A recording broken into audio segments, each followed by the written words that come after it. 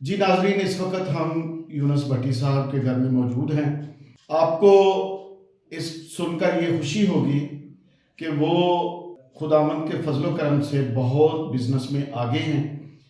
उनका business national सतह पर और इंटरनेशनल सतह पर जारी सारी है। तो आज हम उनसे पूछेंगे कि उन्होंने बिजनेस कैसे शुरू किया और अब उनकी क्या पोजीशन है, वो उनका बिजनेस जो है वो किस हद तक फ़रोग पा रहा है।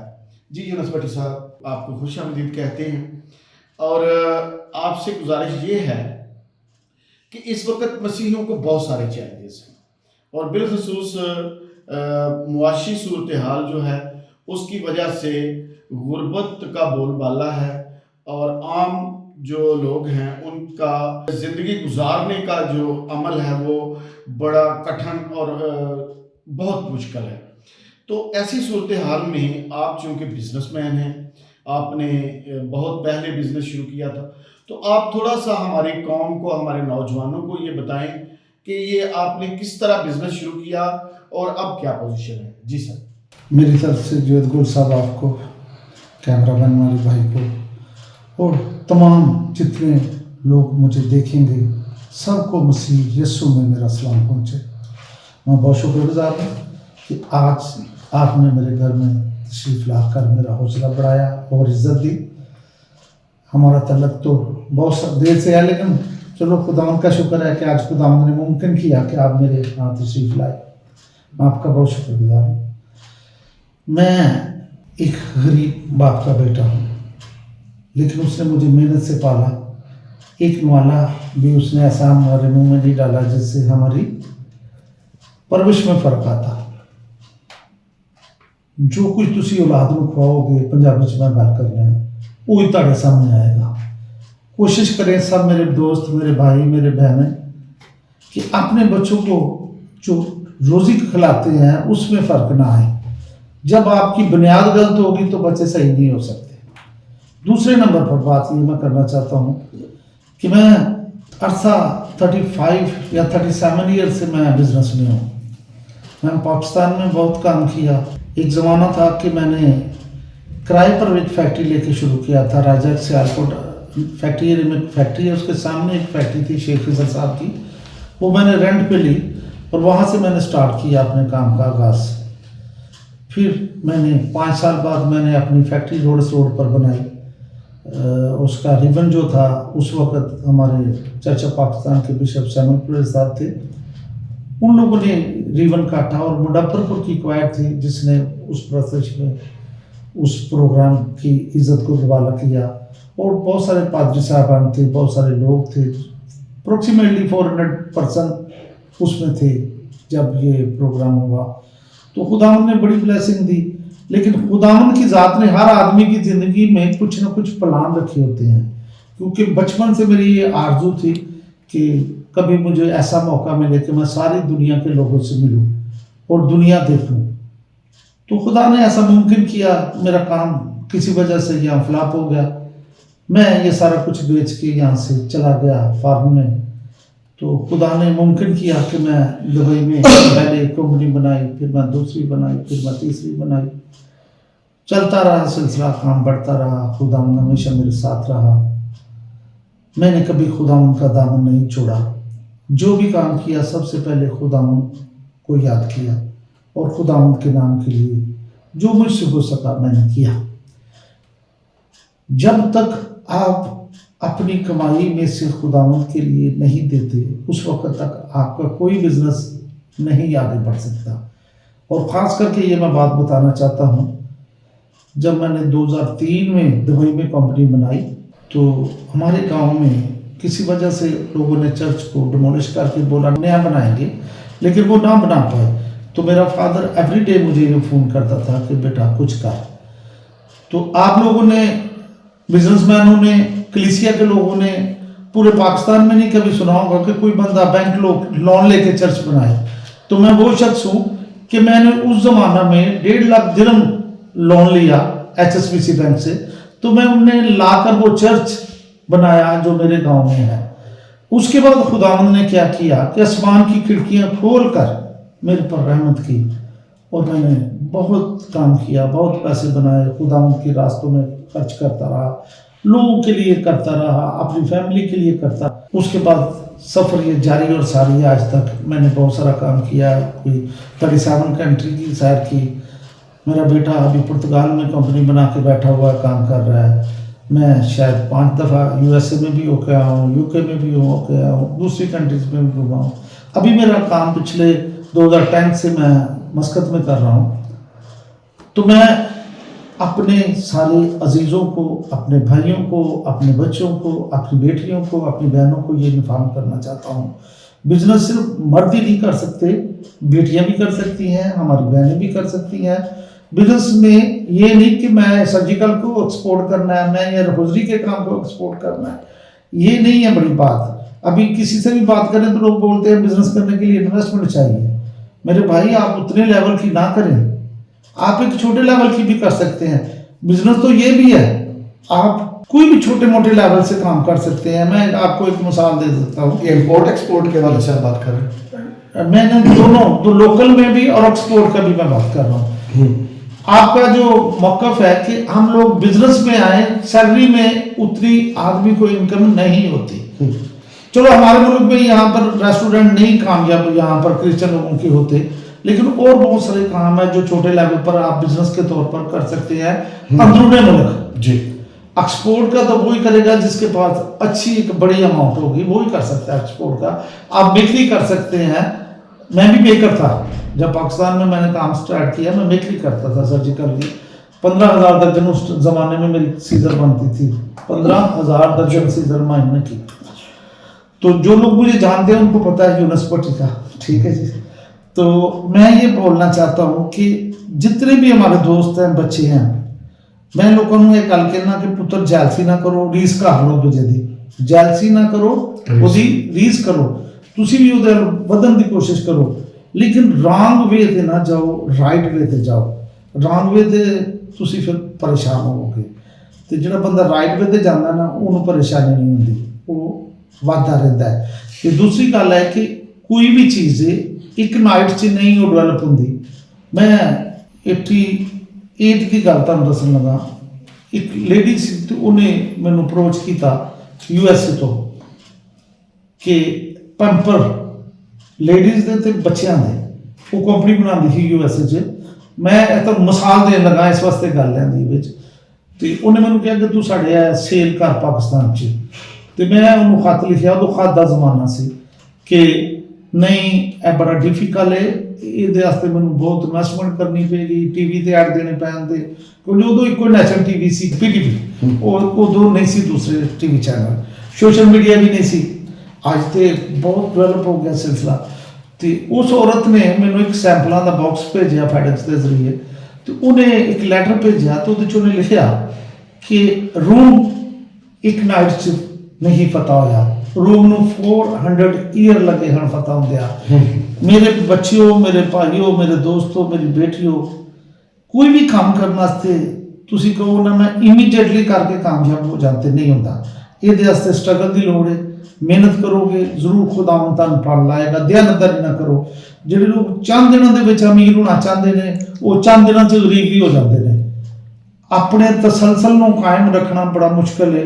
मैं लास्ट 40 ईयर तो खुदा ने मेरे ते रहमत की थी, तो अज के दिन तक मेरा जोड़ा ना तसलसल कायम है। खुदा मेरे ते हमेशा मेहर पाउंद रहा है। लेकिन उहदे वास्ते तुहानूं सुबह उठ के पहला खुदावंद की इबादत करनी होएगी, दोपहर में भी टाइम मिले तो जरूर करो, क्योंकि साडा अमान जो है वेखी यसू मसीह साढ़े वास्ते करता है तो करन नूं तैयार है। लेकिन तुहाडी रफाकत खुदावंद यसू मसीह नाल किन्नी है यह भी वेखण की जरूरत है। जो तुहाडा तलक ही नहीं यसू मसीह नाल ना दे असीं मसीहां तो कोई फायदा नहीं। रात को सौन तो पहला अपने घर अपनी फैमिली को लैके बच्चों को लैके तुसीं इबादत करो तो खुदा जरूर तुहाडे ते मेहरबानी करेगा। थोड़े थोड़े तो कतरे कतरे तो दरिया बन जाता है। पहला तुसीं छोटे लैवल पर करोगे, फिर आहिस्ता आहिस्ता जिन्होंने गाहक लगते जाते। कोई जरूरी नहीं होंदा कि एक महीने च गाहक किन्ने लग जाए, कुछ साल भी लग जाते हैं, साल हर साल लग जाते हैं। आप लोगों ने इस बात पर नहीं बैठे रहना कि हमको एक्सपोर्ट का काम आएगा तो यही करना, उसके साथ आप कुछ दूसरा भी अपना साइड बिजनेस करें जिससे आपका घर चलता रहे।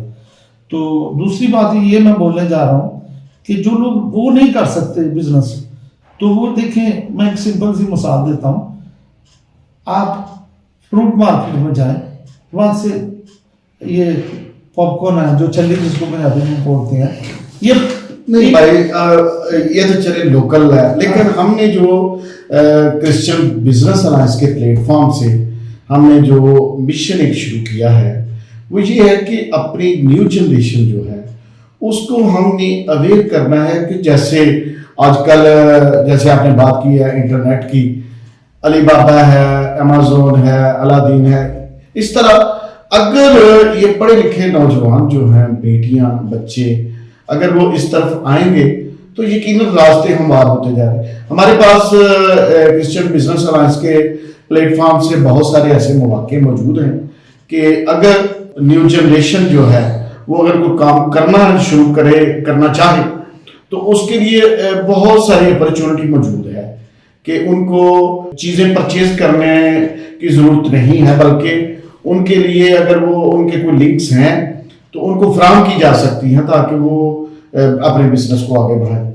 आप लोगों ने जो ये भी नाम लिया, क्या नाम है इस जो आपने बिजनेस अलायंस का नाम क्या रखा है? Christian business alliance. Christian business alliance आया है। जो क्रिश्चियन बिजनेस अलायंस आप लोगों ने, मैं देखता हूँ क्लिप मैंने देखे हैं, तो ये नए आने वाले कोई दोस्त या कोई बच्चा या कोई बच्ची, मेरी बहन आती है कि हमको कुछ सपोर्ट दें, तो आया ये जो अलायंस है सपोर्ट करता है? जी श्योर, क्योंकि इसमें तकरीबन 200 के करीब बिजनेसमैन हैं जिनके अपने बिजनेस हैं, और बहुत सारे यहाँ पर सियालकोट में प्रोडक्शन हाउसेस भी मौजूद हैं। बड़ी साहब, आप तो यकीनन काम करते रहे, जैसे आप कहते हैं कि मैं मेकर हूँ, तो ऐसे यहाँ पर बहुत सारे मौके मौजूद हैं कि यहाँ पर प्रोडक्शन हाउस हैं जहाँ पर बिजनेस के लिए माल बनवाया जा सकता है। तो उसके लिए अगर कोई नौजवान बेटा बेटी अगर कोई काम में आना चाहे तो उसके लिए बहुत सारी सहूलियात हैं। अगर उसको कहीं पे कोई मसला दरपेश आ रहा है कि उसके पास इतने पैसे नहीं हैं कि वो कोई चीज खरीद सकता है, तो उसको उधार पे लेकर दिया जा सकता है ताकि वो अपना बिजनेस करके उसको अपने बिजनेस में। जी मैं समझ। देखिए जो सब बात ये है, कोई भी बच्चा या कोई भी बच्ची फील्ड में आएगी तो उसको पैसों की जरूरत होती है। तो मेरी जो कम्युनिटी है, जो मेरे भाई बहन है, सब लोग मुश्किल से अपना गुजारा कर रहे हैं। और जो मेरे भाई यहाँ पर, अभी आप 200 लोगों का नाम लिया, मैं 200 लोगों को तो नहीं जानता, लेकिन 200 लोग मुझे जरूर जानते होंगे। 200 ना जानते होंगे तो इसमें से 100% लोग मुझे जानते हैं कि यूनुस भट्टी कौन है, वो की करता है, किस तरह। जब तक काम करने वाले के अंदर में जज्बा नहीं है ना, तो काम नहीं बढ़ता। जो भी काम करना होता है वो जज्बे के साथ होता है। अगर आप एक फर्म रजिस्टर्ड कर लेते हैं तो आप 11 बजे अपने दफ्तर आते हैं, 2 बजे खाना खाने चले जाते हैं, 5 बजे फिर घर चले जाते हैं, तो उसने क्या चलना है? काम करने के लिए आपको दिन रात देखना नहीं है कि भी मैं रेस्ट कर लूं, मैं सो जाऊं, मैं ये करूं। जब आपके पास कोई अपॉर्चुनिटी है तो उसको पूरे तरीके से वेल करें ताकि आप आगे बढ़ सकें। तो ये प्लेट में रख के किसी को भी नहीं मिला। जितने मेरे भाई आपने बताया आज बिजनेस लाइन्स में हैं, बड़े बड़े लोग हैं, लेकिन चलो मैं तो एक छोटा सा आदमी हूँ, गरीब आदमी हूँ, लेकिन मुझे ये फख्र है कि सियालकोट में सबसे पहला क्रिश्चियन मैं वो बंदा जिन्हें अपनी फैक्ट्री बनाई सी। उस जमाने ਦੇ ਵਿੱਚ ਜਾਨ ਕੋਕਰ ਸਾਹਿਬ ਤੇ ਮੇਰੇ ਤੋਂ ਸਵਾ ਹੋਰ ਕੋਈ ਬੰਦਾ नहीं जिहदी जाती फैक्ट्री होए, लेकिन मेकर जरूर सन साढ़े बहुत सारे मेरे दोस्त जो मेकरी करते थे। मैं भी मेकर था, लेकिन मेरी प्रोडक्शन बहुत ज़्यादा थी। खुदावंद की बड़ी मेहरबानी थी।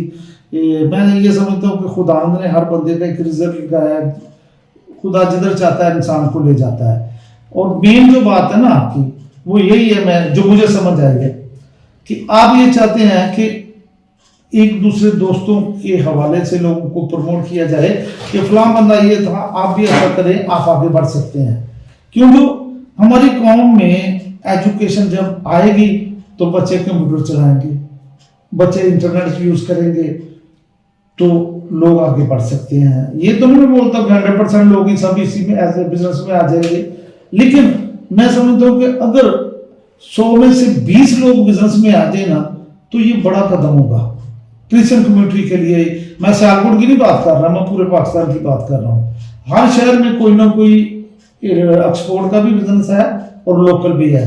जरूरी नहीं है कि हम एक्सपोर्टर ही बन जाए, लोकल में भी बहुत काम है, बहुत सारी आइटम है जो लोकल की जा सकती हैं। फॉर एग्जाम्पल अभी ये मैं सड़कों में देख रहा हूँ हेलमेट के ढेर लगे हुए हैं, लगे हैं कि नहीं? अगर किसी के पास कोई पैसा तो हेलमेट की एक कंपनी लगा दे, वो ही पूरे मुल्क में बेसवा बिक सकता है। या कुछ भी आइटम आप कर सकते हैं, लोकल बिजनेस भी बहुत कर सकते हैं। मेरे बहुत सारे भाई मुख्तलिफ काम करते हैं जो लोकल होता है। इतना बड़ा मुल्क है ये, 12-25 करोड़ का मुल्क है, तो यहाँ पर तो लोकल भी बहुत सारा काम हो सकता है। आगे बढ़े। हाँ जी भट्ट साहब, बहुत शुक्रिया कि आपने अपना तजर्बा भी बताया हमें, और ये भी बताया कि किस तरह हमारे नौजवान जो हैं वो बिजनेस में आकर तरक्की कर सकते हैं। तो मैं एक बार फिर अपने नौजवानों को, अपनी बेटियों को, क्रिश्चियन कम्युनिटी के ममारों को जी ये बताना चाहता हूं कि अगर आप बिजनेस की तरफ, ये जरूरी नहीं है कि आप एक दिन में, जैसे भट्टी साहब ने बताया कि बहुत टाइम लगता है, लेकिन अगर आप पहला कदम रखेंगे और बारिश का पहला कतरा बनेंगे तो तब भी हो सकता है ना। अगर आप इस तरफ आएंगे नहीं, लोग आएंगे नहीं, तो किस तरह मुमकिन हो सकता है? जी, मैं एक बात आपको बताना चाहता हूं कि मैं एक प्रेस ऑपरेटर, डाइफिटर या एक नॉर्मल काम करने वाला बंदा उठ के एक फैक्ट्री का मालिक बन सकता था, तो आप लोग क्यों नहीं बन सकते? हर बंदे को खुदा ने अकल दी है, दिमाग दिया है, उसको अच्छे तरीके से यूज करे, अपनी इक्विपमेंट को कायम रखे। जो बंदा अपनी इक्विपमेंट पर कायम नहीं रहता, वो 1, 2, 3 तीसरी दफा खत्म हो जाता है। जिस काम में भी आप काम करते हैं, किसी सप्लायर से, अगर आप मेकर हैं, सप्लायर से बात करते हैं, उनको काम माल देते हैं, तो उनका ऑर्डर खराब ना करें, उनको टाइम से वो माल दें ताकि वो एक्सपोर्टर का ऑर्डर जाए। या अगर आप बाहर से कोई ऑर्डर लिया है तो उसको कोशिश करेंगे, अगर आपने 1 मंथ का टाइम लिया है तो उसको 25 डेज में एक्सपोर्ट करें। अगर 3 मंथ का लिया है तो 2.5 मंथ में एक्सपोर्ट करें, ताकि वो जो कस्टमर है, जो आपका ग्राहक है, वो कंटिन्यू आपके साथ जुड़ जाए। जब एक आपके साथ 1-2 कस्टमर जुड़ गए तो फिर सिलसिला आपका आगे से चलता रहेगा। भट्ट साहब, मैं ये समझता हूँ कि पूरे पाकिस्तान को अगर बगौर ज्यादा लिया जाए तो सियालकोट एक ऐसा खिता है जहाँ पर अगर कोई इंसान बिजनेस शुरू करना चाहे, जैसे आपने शुरू किया, तो यहाँ पर प्रोडक्शन हाउसेस बहुत ज्यादा है। तो बहुत दफा हम शादियां करते हैं और कर्ज लेकर करते हैं, और ऐसा होता है कि फिर वो गाहे बगाहे तस्करा भी करते हैं, जी शादी की, कर्ज लिया, वो उतर नहीं रहा। तो क्या हमारे नौजवान जो हैं उस अगर बिजनेस पे आए, उसके लिए अगर थोड़ा बहुत किसी से कर्ज लिया जाता है, तो मैं समझता हूँ वो सालों में नहीं, महीनों में नहीं, बल्कि वो अगर आपका एक ऑर्डर लग जाता है तो वो दिनों में उतर सकते हैं। ठीक है, यही हमारा मिशन है, यही हमारा मंशूर है कि हमारी कौम जो है, हमारे बच्चे जो हैं, वो बिजनेस की तरफ। मैं छोटा सा मशवरा एक और देने लगा, ए बिजनेस का नाम नहीं है, ए मेरे कौम के जिहड़े पिछले लोग ने, मेरे वर्गे गरीब लोग ने जिहड़े, उन्हां वास्ते दे। मेरे भाइयों, मेरी भैनों, ਤੁਸੀਂ ਬੱਚੇ ਜਦੋਂ ਸ਼ਾਦੀ ਕਰਦੇ ਹੋ ਤੇ ਤੁਸੀਂ ਦੂਸਰਿਆਂ ਲੋਕਾਂ ਦੀ ਰੀਸ ਕਰਨ ਦੀ ਕੋਸ਼ਿਸ਼ ਕਰਦੇ ਹੋ ਕਿ ਮੈਂ ਫਲਾਣੇ ਨੇ ਫਲਾਣਾ ਮੈਰਿਜ ਹਾਲ ਚ ਕੀਤਾ ਤੇ ਮੈਂ ਵੀ ਉਹੀ ਕਰਾਂ। ਅਸੀਂ ਲੋਕ ਫਿਰ ਜਿਹੜੇ ਆ ਨਾ ਸੂਦ ਦੇ ਪਾਸੇ ਲੋਕ ਲੈਂਦੇ ਨੇ, ਮੇਰੇ ਭਾਈ ਮੇਰੀਆਂ ਭੈਣਾਂ, ਉਹ ਜਦੋਂ 1 ਲੱਖ ਰੁਪਇਆ ਲੈਂਦੇ ਨੇ ਤਾਂ 2 ਲੱਖ ਹੁੰਦਿਆਂ ਦੇਰ ਨਹੀਂ ਲੱਗਦਾ, 2 ਲੱਖ ਤੋਂ ਫਿਰ 10 ਲੱਖ 15 ਲੱਖ। ਮੈਂ ऐसे ਲੋਕ ਮੇਰੇ ਕੋਲ ਆਉਂਦੇ ਨੇ, ਕਹਿੰਦੇ ਨੇ ਭਾਜੀ 20 ਲੱਖ ਰੁਪਇਆ ਕਰਜ਼ਾ ਹੋ ਗਿਆ, ਕਿੰਨਾ ਲਿਆ? 1 ਲੱਖ ਲਿਆ ਸੀ। शादी जो तुसी करनी है तो मैं अपने उन्होंने दोस्तों भी कहांगा, अपनी बेटी वाले लोगों भी कहांगा, जिहड़े लोगों को तुसी शादियां करते हो, चुप करके, जिन्हां कोल नहीं सोच सकते, चुप करके वो बच्ची का निकाह कराण। कोई 5-10 लोगों के नाल तुसी, या 50 लोग भी होण ते एक देखना इनफ काम चल जाता है। तो छोटे लैवल ते तुसी करके, बजाए कि तुसी एक शादी करके तो तुसी किन्ने साल उस कर्जा से जलील हुंदे हो। 100% साडी मेरी कम्युनिटी दे 70% लोग इस गल का शिकार हैं। समड़ियाल में ना बहुत सारे शेख बरादरी के लोग मौजूद हैं। जी वो अक्सर औकात ऐसा होता है कि आप उनके स्कूल जाने वाले बच्चे जो हैं उनको कहते हैं कि बेटे जब आप छुट्टी करके आएंगे ना तो दुकान पे सीधे आ जाना। तो वो उनको ऐसी अवेयरनेस देते हैं कि वो कहते हैं कि आप दुकान पे बैठे, मैं जरा नमाज पढ़ रहा हूँ या मैं कहीं और चला जाऊँ। वो 1-2 घंटा बच्चे को कारोबार से मुंसलिक करवा देते हैं और उसका फायदा ये होता है कि बच्चा जो है उसके ज़हन में ये बात बैठ जाती है कि यार ये देखिए मैंने एक आधे 2 घंटे में 5-10 हज़ार रुपया इकट्ठा कर लिया। तो हमारा भी ख्याल क्रिश्चियन बिजनेस अलायंस का ये है कि हमारे नौजवान जो हैं उनके लिए प्लेटफॉर्म बिल्कुल तैयार है। अगर वो बिजनेस में आना चाहें तो उनके लिए बहुत सारे मौके मुयस्सर हैं। तो वो आना चाहें तो उनको बहुत सारी सहूलियात मिल। जी भाई साहब, ये जो बात आपने की है शेख साहब की सुनाई है, मैं अपनी सुनाता हूँ।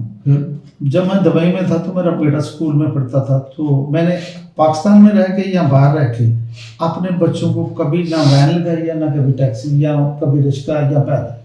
मैं हमेशा अपने बच्चे को खुद लेने जाता था, खुद छोड़ता था। मेरा बच्चा भी अभी अपने बच्चों को खुद लेने जाता है, खुद छोड़ता है, क्योंकि हम लोग बिजनेस करते हैं, हम एम्प्लॉय नहीं है कि हमको छुट्टी नहीं, बच्चों के लिए हम लोग टाइम निकालते हैं। तो जब मैं अपने बेटे को दुबई में स्कूल लेके आता था तो मैं उसको साथ ही रखता था, घर रात को लेके जाता था। उससे 2 फायदे हुए। एक तो वो मेरे काम को समझ गया, दूसरा उसके कोई दोस्त नहीं बने, मेरे बच्चे के कोई दोस्त नहीं बने, उसने कोई सोसाइटी नहीं की, कोई सोबत नहीं की ऐसे लोगों की। मैं ये बड़े फख्र से कह सकता हूँ, जितने भी लोग सुन रहे हैं मुझे सुनेंगे, मेरा बच्चा कोई दुनिया का ऐप नहीं करता, इवन कि उसने फेसबुक भी नहीं बनाई हुई। इंटरनेट यूज करता है लेकिन वो अपने बिजनेस के लिए करता है।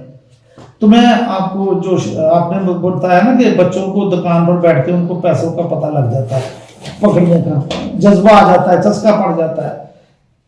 इसी तरह आप भी जितने मेरे बहन भाई हैं जो चाहते हैं कि हम जिंदगी में ताजगी, हमारी जिंदगी में ताजगी आए और हम लोग बरकत पाएं, अपने बच्चों को सोसाइटियों से बचाएं। सोसाइटियों का मकसद है कि जो लड़के मोहल्लों के होते हैं उनसे बचाएं, जो चौकों में खड़े रहते हैं अक्सर। अपने बच्चों को अच्छी तरबियत दें, जब वो छोटे हैं उनको संडे स्कूल भेजें, अगर बड़े हो गए तो उन पर कंट्रोल रखें, तभी मेरा माशरा मसीहत वाला जो है तरक्की कर सकता है। अदरवाइज जैसे हम हैं वैसे के वैसे ही रहेंगे। भाई साहब, आपका बहुत शुक्रिया, आपने हमें वक्त दिया और आपके मुफीद मशवराजात जो हैं उनसे यकीनन हमारी कौम को और हमें फ़ायदा होगा। नाज़रीन, आपका बहुत शुक्रिया, देखने का बहुत शुक्रिया। Thank you so much.